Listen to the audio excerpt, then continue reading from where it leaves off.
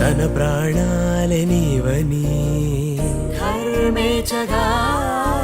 తన మనసంత నీదని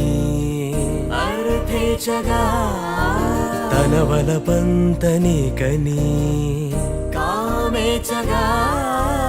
అవధులు లేని ప్రేమకై మోక్షేచగా మూడు ముళ్ళతో